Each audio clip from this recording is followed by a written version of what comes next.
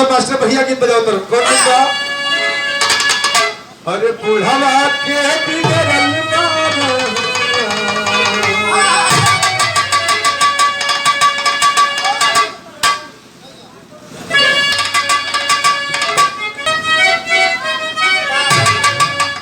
विश्वकर्मा के कहानियां, बाबा विश्वकर्मा के कहानियां ई जनेले दुनिया।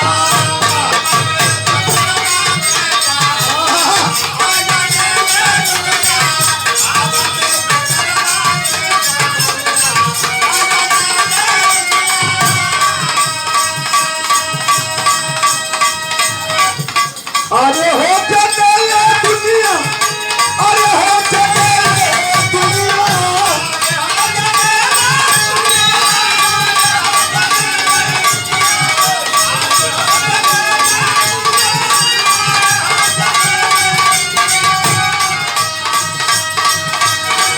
बाबा विश्वकर्मा के कहानियां, बाबा विश्वकर्मा के कहानियां जनेले दुनिया।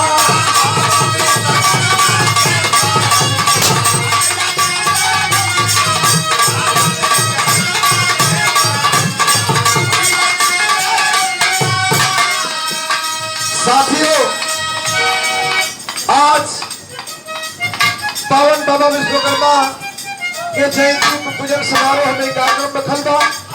बाबा विश्वकर्मा जी के विषय में हम 2-3 लाइन गीत आपको बता रहल बानी। बाबा विश्वकर्मा जी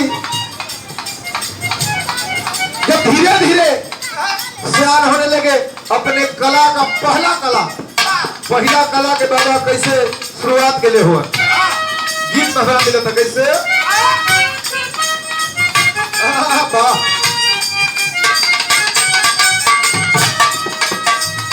पहिला कला के बाबा पहले तैयारी हो।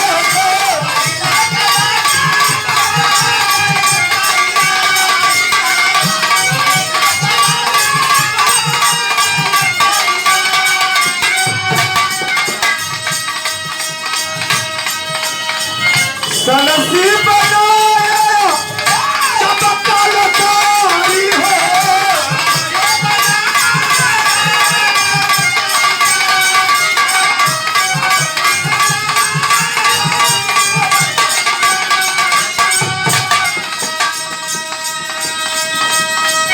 और हमारे भैया श्री गणपत मिस्त्री साहब इंद्रपुर के माटी से 1 रुपयों का पुरस्कार बाबा विश्वकर्मा जी हर पर सफलता दे, सकल पंथ के प्रणाम बा।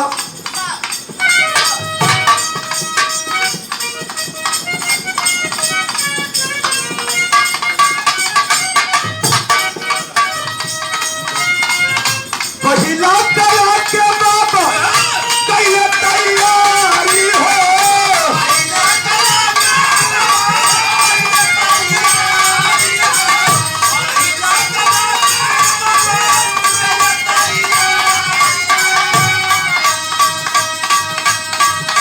सनसी बनाया चमत्कारी हो।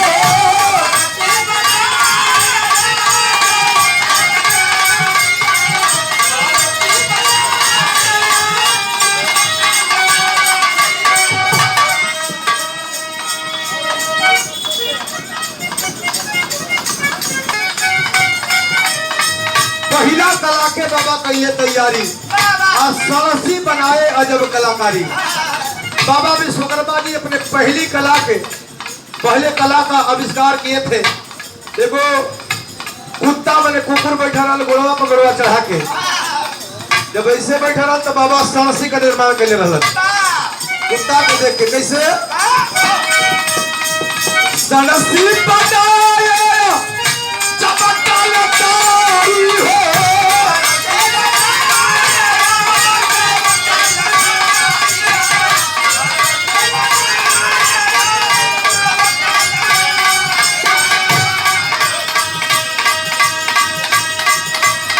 बैठल रहे कुत्ता देखले गनिया,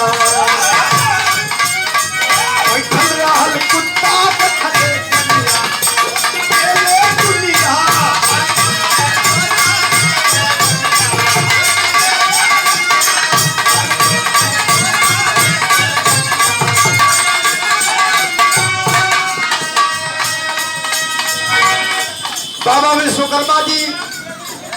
करनी वसूली से लेके का ये धरती पर कौन सी ना बनोला हो बाबू। सब कुछ बाबा विश्वकर्मा जी बनाए। जब बाबा विश्वकर्मा जी अपने कला में पूर्ण हो गए, एक चर्चा हो गई।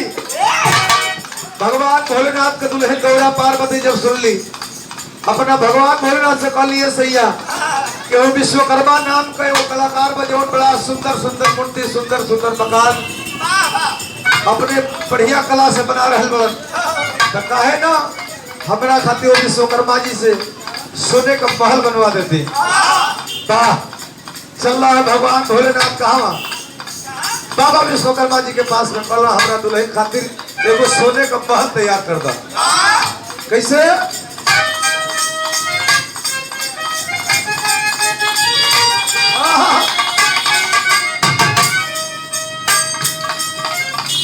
सोने के महलिया शिव जी हाथी तुम बनवले रहला।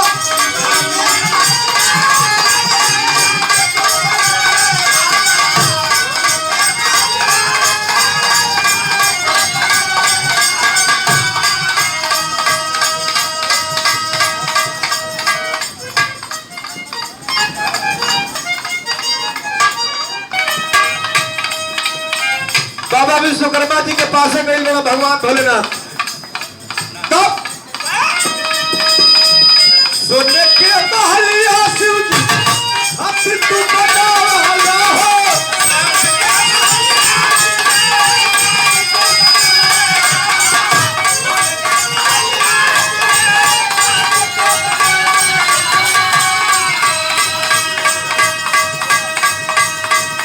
गढ़ी गढ़ी सजा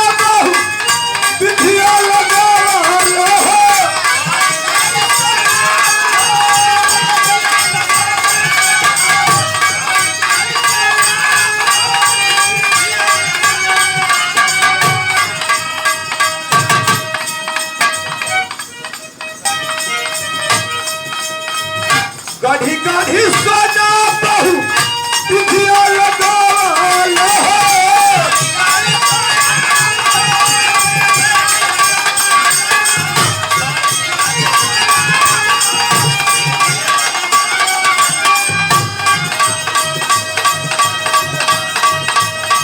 लंका पत्ती ले गाइल कुमनिया,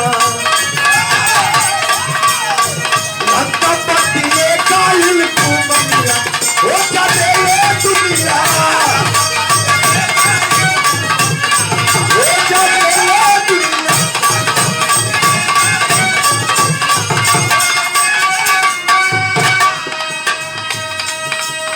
भगवान भोलेनाथ के कहला पर बाबा विश्वकर्मा जी सोने का महल बड़ी शानदार बनौला।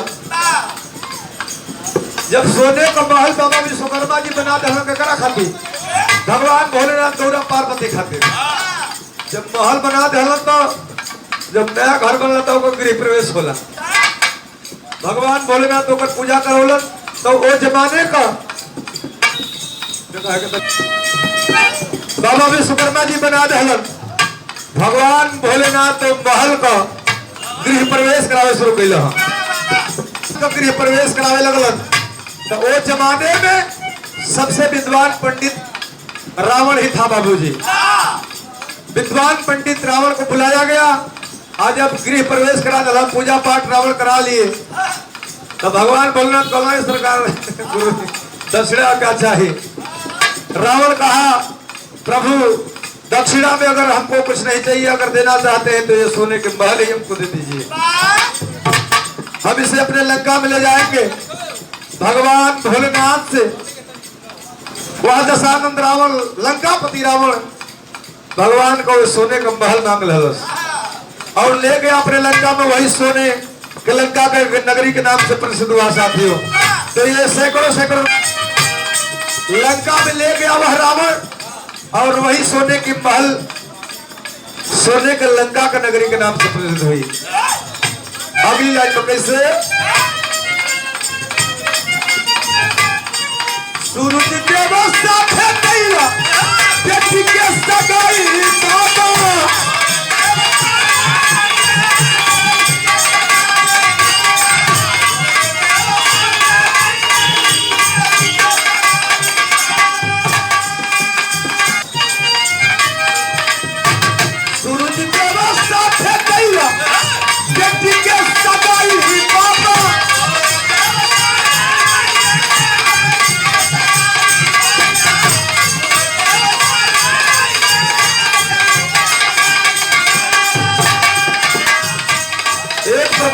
विवाह बाबा विश्वकर्मा जी के 3 सुपुत्री रहली। एगो सुपुत्री के शादी बाबा विश्वकर्मा जी सूर्य भगवान के साथे कर दिलक। तो सूर्य के तेज ताप गर्मी के बर्दाश्त ना कर पावस, भाग भाग कर नैहरे में चले आवस। आज भी देखिले हमनी के जब सूर्य के सामने ताकिले तो आंख न ठहरेला। उस सूर्य भगवान के तेज ताप के गर्मी के बर्दाश्त ना कर पावस, भाग भाग के नैहरे चले आवस। बाबा विश्वकर्मा जी हालात के रखल रुको। तो बाबा विश्वकर्मा जी ऐसा मिस्त्री रहलन, ऐसा कलाकार रहला हो बाबू। अब लगला सूर्य के खरा दे, खराद पर चढ़ा के सूर्य भगवान का लगल खरा दे। खरादत जब सूर्य का आकार कुछ छोटा हो गई, कुछ उनका तेज ताप कम हो गई, रोशनी कुछ कम हो गई। तो हम बतौनी है बाबा विश्वकर्मा जैसा कलाकार हो, ये घरे का मिस्त्री वालो हो। अगर तनी ढेर जुगाड़ पर काम चलता, ये हिंदुस्तान है, जुगाड़ पर ढेर काम यहाँ होला। जुगाड़ गाड़ी भी एगो बिया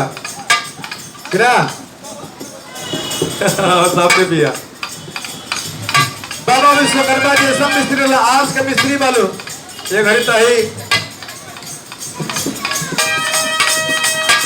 सूर्य के खरा दिया रचना बनाई बाबा।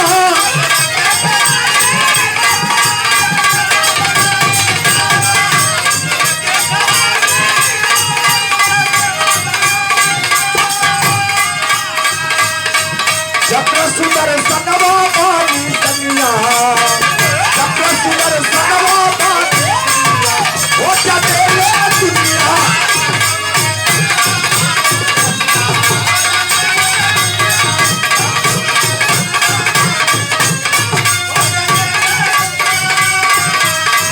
चक्र सुंदर सनवा पानी संगिया, हो जाते ले दुनिया।